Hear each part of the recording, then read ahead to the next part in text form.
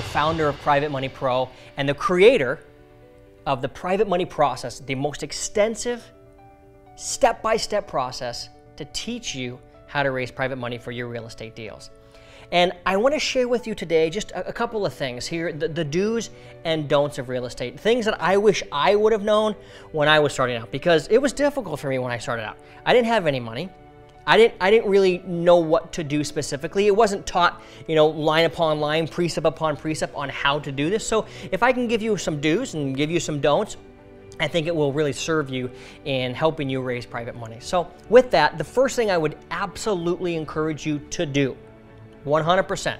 Number one, you need to be a part of seminars, conferences, real estate clubs or associations. And let me tell you why I think you should be a part of these, and why for me that was a huge part of my money raising success, is because you are surrounding yourself with people who are going in the same direction as you.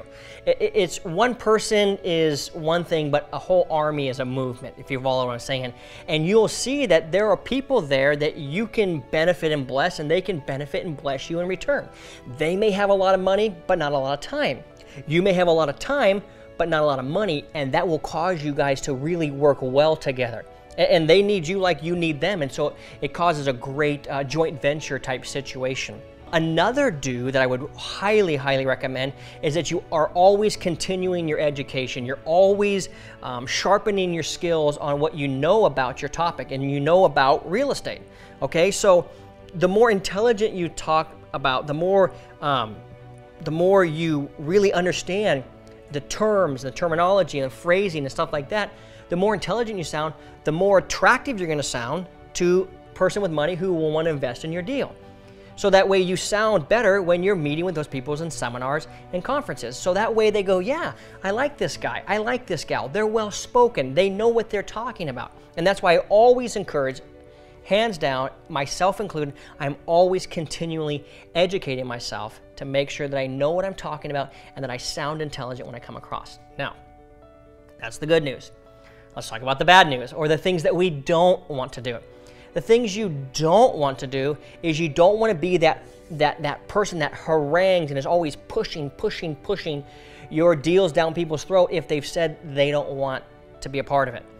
We've all had the family member that may have been a part of some multi-level marketing or network marketing thing, and they're trying to sell their prepaid phone cards or prepaid legal or whatever. And I don't have a problem with any of those products. I think they've blessed a lot of people's lives. But a lot of times, people who get started, they're just always pushing, and family members are like, whoa, no. And I've seen in doing a lot of my training and educating people on raising money, that what happens is just that. They get excited and they go just vomit everything they know about real estate on somebody, hoping that they will invest. And there's psychological reasons why we do that. What I'm telling you is, don't do that. Don't do that.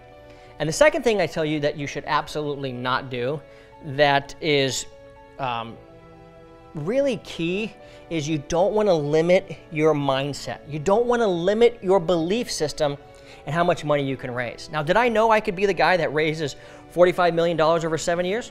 No, I didn't know that at first.